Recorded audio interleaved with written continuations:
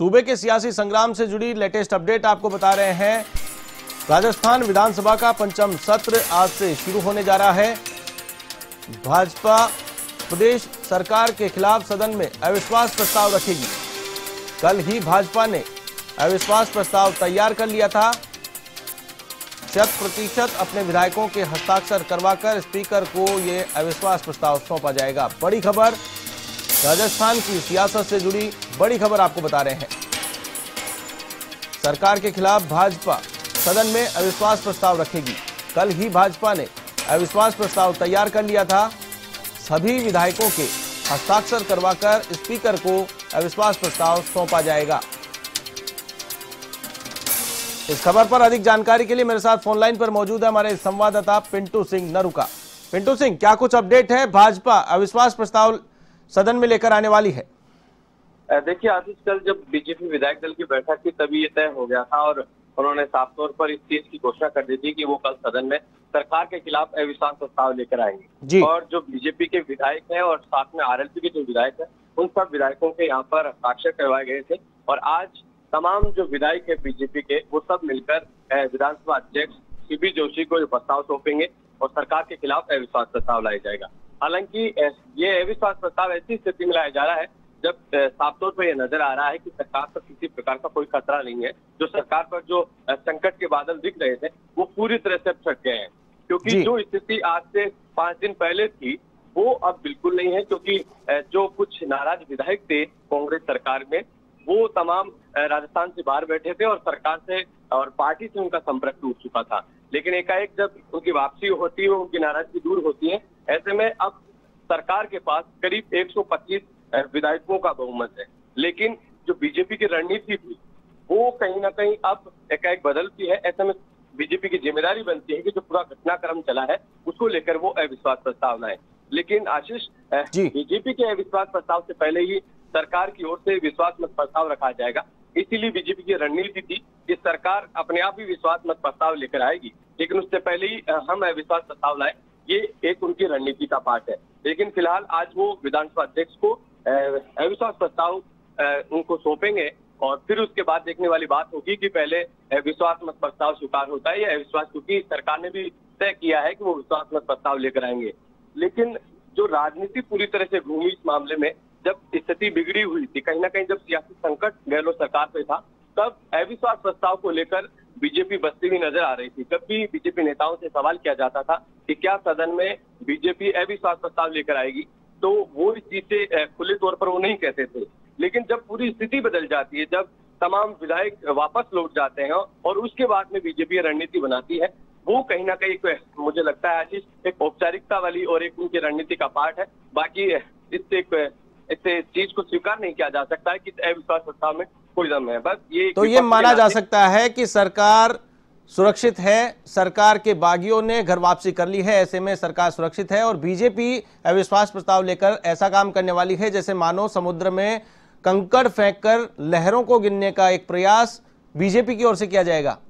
जी आशीष, बिल्कुल ये वही स्थिति है जो राज्यसभा चुनाव में बीजेपी की ओर से प्रत्याशी उतारा गया था। बीजेपी के पास बहुमत नहीं था और पूरे 123 जो मत कांग्रेस के समर्थन में रहे थे, वही स्थिति आज इस अविश्वास प्रस्ताव में देखने को मिलेगी, क्योंकि बीजेपी के पास वो आंकड़ा नहीं है और सरकार पूरी तरह से यहाँ पर मजबूत है।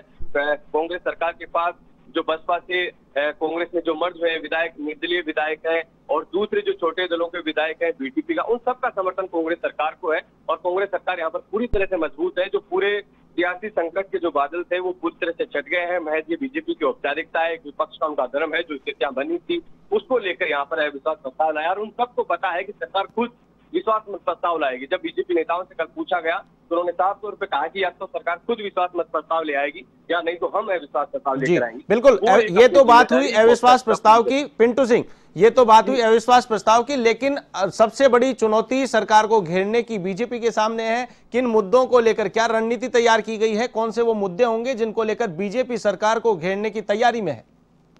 देखिए, इस सदन में कोरोना को लेकर, कोविड-19 को लेकर चर्चा होनी है और कोविड-19 को लेकर इसमें चर्चा होगी। बीजेपी सबसे बड़ा मुद्दा इसी को भुनाने में लगी हुई है, क्योंकि पिछले 1 महीने से ज्यादा जो घटनाक्रम राजस्थान की सियासत में चला, कांग्रेस में जिस प्रकार की गुटबाजी थी, कांग्रेस की जो लड़ाई थी, आंतरिक लड़ाई, जिसके चलते कांग्रेस के विधायक भी बाड़े में बंद रहे, होटलों में बंद रहे, और जो नाराज विधायक थे वो भी होटलों में बंद रहे। तो बड़ा मुद्दा यहाँ पर जो बीजेपी है इसी को बनाने जा रही है कि जब कोरोना से प्रदेश जूझ रहा था, ऐसे में सरकार होटलों में बंद थी। इसको बड़ा मुद्दा बनाने जा रही है बीजेपी कि जिस प्रकार की स्थितियां यहाँ पर बनी, सरकार ने जनता को खुला छोड़ दिया, सरकार ने जनता को राम भरोसे छोड़ दिया। ये तमाम ऐसे मुद्दे हैं जिनको लेकर घेरने की कोशिश यहाँ पर बीजेपी करेगी। हालांकि कांग्रेस की जब कल विधायक दल की बैठक की तो कांग्रेस ने एकजुटता का संदेश दिया और कांग्रेस ने वो रणनीति बनाई कि जिस प्रकार से बीजेपी उन पर हमलावर रहेगी, उनका किस प्रकार से पलटवार करेंगे।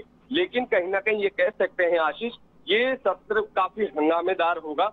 आज से 5 दिन पहले की स्थिति देखी जाए तो माना जा रहा था कि इस बार का विधानसभा सत्र काफी निर्णायक होगा, लेकिन वो स्थिति अब नजर नहीं आ रही है। वो सब महज एक औपचारिकता रह गई है, विश्वास मत वाली बात। अब तो सिर्फ हंगामा होना है सदन में, और काफी जोरदार हंगामा देखने को मिल सकता है, क्योंकि लंबे समय से जो ये सियासी घटनाक्रम चल रहा था, तमाम प्रकार की बयानबाजी देखी गई, और राजस्थान की सियासी इतिहास में शायद ये दर्ज हो चुका है कि 1 महीने तक जो पॉलिटिकल ड्रामा राजस्थान में चला, ये अपने आप में राजस्थान की सियासत के लिए एक इतिहास रहेगा। जी बिल्कुल। पिंटू सिंह, यहाँ पर एक और अहम सवाल है।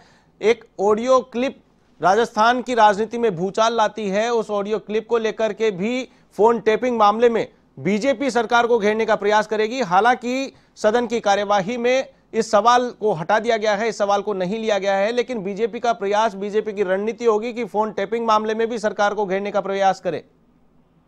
देखिए, निश्चित तौर पर बीजेपी लगातार कह रही है कि राजस्थान में जो सरकार है वो एसपीजी है, तो जो तमाम एजेंसियां हैं उनका दुरुपयोग कर रही है।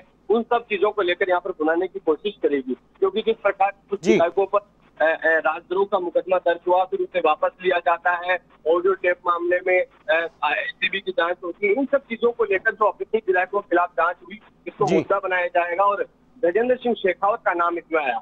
तो कहीं ना कहीं ये बड़ा मुद्दा हो सकता है कि हमारे नेताओं को बदनाम करने की कोशिश की गई, अपने ही विधायकों को बदनाम किया गया, और बाद में मुकदमे वापस लिए जाते हैं। तो कहीं ना कहीं ये बड़ा मुद्दा होगा। इसको लेकर सरकार को पूरी तरह से घेरने की कोशिश करेगी। जी बिल्कुल, तमाम जानकारी के लिए बहुत बहुत शुक्रिया। तो ये थे हमारे संवाददाता पिंटू सिंह नरूका, जिन्होंने अपडेट दी। बीजेपी ने रणनीति तैयार की है सरकार को घेरने की, सदन में सरकार को घेरने की रणनीति बीजेपी ने तैयार कर ली है। तो वहीं अविश्वास प्रस्ताव सरकार के खिलाफ बीजेपी लेकर आएगी।